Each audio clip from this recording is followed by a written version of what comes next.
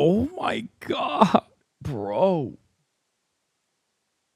Okay. Am I crazy or does she actually want to fuck him? Like, I know that Trump doesn't have sex, but like, actually, I don't even like. She is like, you are my everything. I think she straight up thinks Trump is like hot as well as everything else. Like, this might straight up be like the most cultish I've ever seen someone behave around Trump.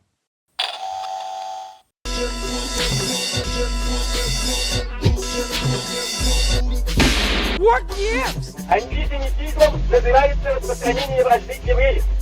Когда проклятая царская монархия доживала свое последнее время, она старалась натравить темных рабочих и крестьян на евреев. All right, let's move on to Natalie Harp. Look into the...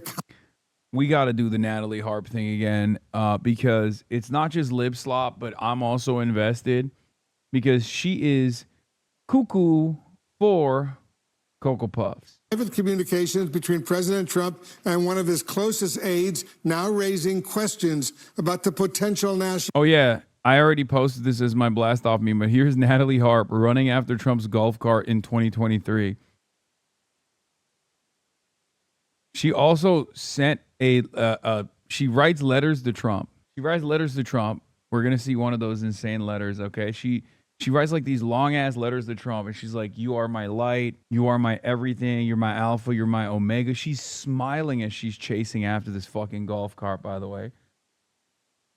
And what's wild to me is she wrote a letter after this as well. She said, I'm so sorry I embarrassed you by running after the golf cart. It's like, girl, get on a golf cart. Why are you chasing him? It's so crazy. Security ramifications.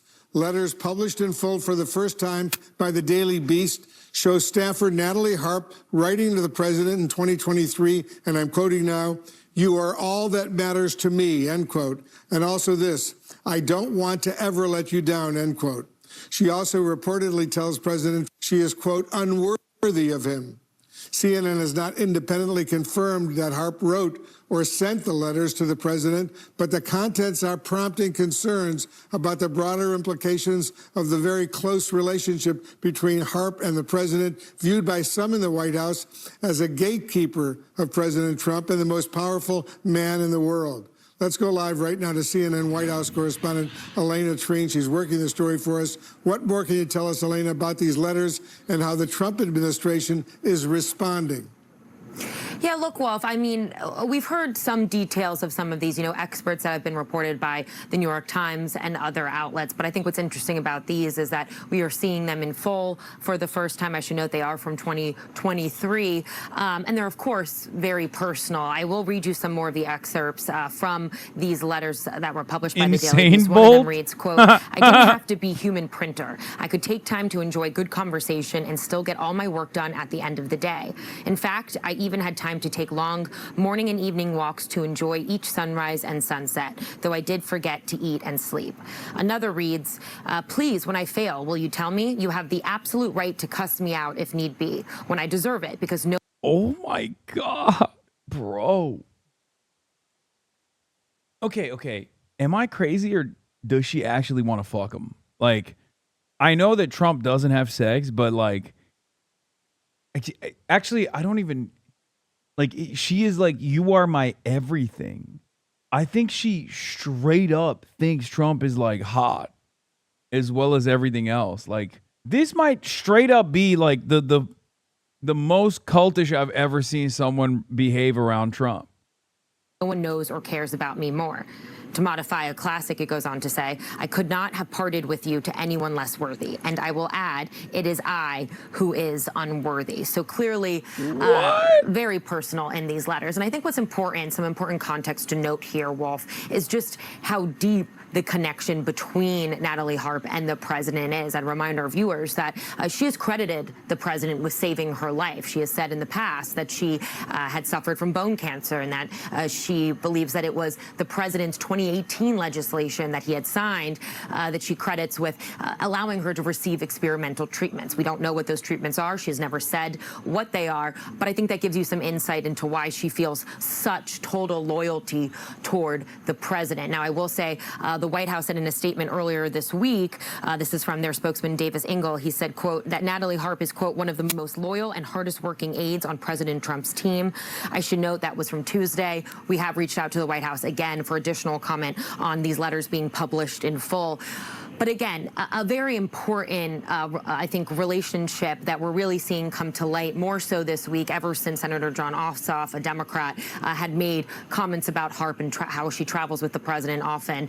That spurred a lot of reaction from the White House. Some, again. I just don't understand how, like, I mean, I guess it goes to show this shows how narcissistic Trump is as well, because, like, I feel like anyone with any fraction of power, or just like anyone in general, even like a bank teller, if they had a subordinate behave this way towards them, they'd be like, "This is too much. Please get the fuck away from me. You're psychotic." Like, this is beyond sycophantic. This is an expression of cult-like admiration. I feel like it's in your best interest to stay the fuck away from people like this. I don't this White get House it. statement pointing out how loyal and hardworking she is. Some of them, though, were far more aggressive and sharp in their defense of Harp. And one thing I've actually picked up, Wolf, in some of my conversations with people here at the White House this week, is that some of those more aggressive posts defending Harp actually had the adverse effect of drawing more attention to this relationship and dragging the story out, I think, into the public view. Yeah, I mean, this literally became a major incident because of the Jon Ossoff moment. Because, like, I had read a little bit about Natalie Harp. There was, like, some revelations about her being kind of weird. I remember, because she is, like, somewhat eye-catching, because she's always, like, creepily smiling behind every... Because I remember watching that human printer video from when they're live reacting to Kamala Harris. And, like, I remember her always being in the background. Like, she wasn't, like, an unknown entity. But the Jon Ossoff moment absolutely blew the shit up because of the insane reaction to it, where everyone's like, whoa, hold on, how dare you say she's a psychopath? This wouldn't have come to light if Ossoff hadn't brought it up. And it is, in fact, a matter of public concern when the cognitive declining president of the most powerful country on earth is constantly followed around by someone who is like a political Scientologist and has made it their sole purpose to affirm and cocoon the president in his delusions. Also, the most damaging leaks are now coming from the White House. What you see is Trump's people on the inside taking this opportunity to attack Natalie Harp. He's right. Pedro Gonzalez is right. Like, the only reason why we're getting this level of insight into Natalie Harp's madness is because other people in Trump's orbit are sick and tired of her shit. It's clear that they're like, oh, finally. In a bigger way. And so I think... Anything else on her brother? Yeah, he's a Sandinista. For now, they've kind of tried to move away from that, and I think likely we're going to continue to see kind of this one statement that's been circulating be the word from the White House for now. All right, Elena Trine reporting for us. Elena, thank you very, very much. Pamela. All right, joining us now in the Situation Room is Maggie Haberman. She's a White House correspondent for the New York Times and the co-author of the best-selling book, Regime Change Inside the Imperial Presidency of Donald Trump, with Jonathan Swan. Maggie, it's so great to have you on the show. Regime Change introduced us to Natalie Harp. For a lot of people, it was the very first time they learned about her. So remind our viewers about her power in President Trump's White House and what the details from these letters demonstrate to you. So one of the things that Jonathan and I reported in the book was, yes, Natalie Harp, it was so devotional to him that, you know, she would write these letters. We had looked at the letters, we'd obtained them, they had and reviewed them.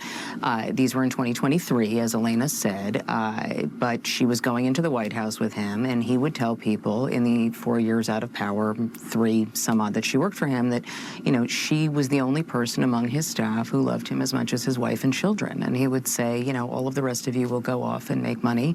She will never leave me. And so that tells you about how much he values loyalty. It tells you how much that he values somebody who, you know, he will be a constant supplier of good news. There is a reason that the human printer nickname that she refers to in her own letter that Elena just read, that was coined by... Oh my God, we're so back to resistance liberalism. One moment of Lib-Slop and Jay Mershon is already linking me fucking Seth Abramson posts, dude. Feed note at approximately 9 p.m. Eastern tonight. Some of y'all are too young. It's very clear that you weren't here during Resistance Liberalism in 2016 because I would clown on Seth Abramson all the time.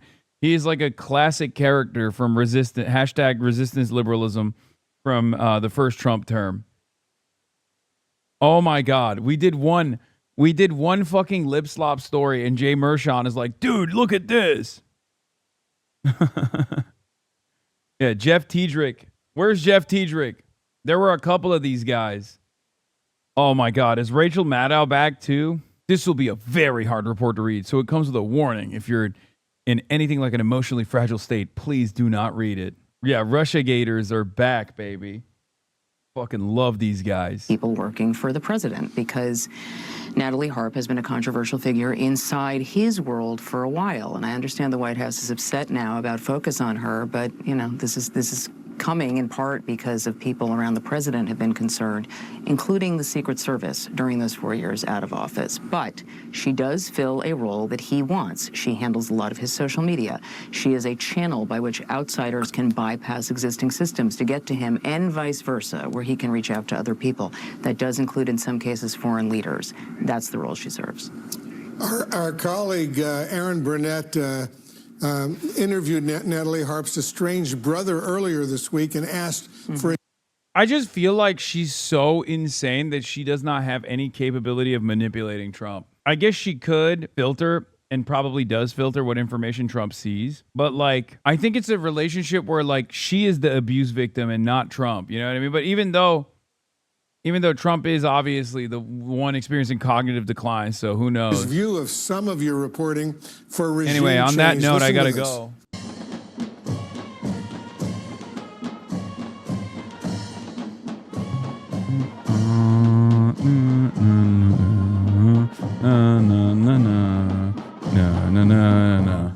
Jedin deden Nesrin baban.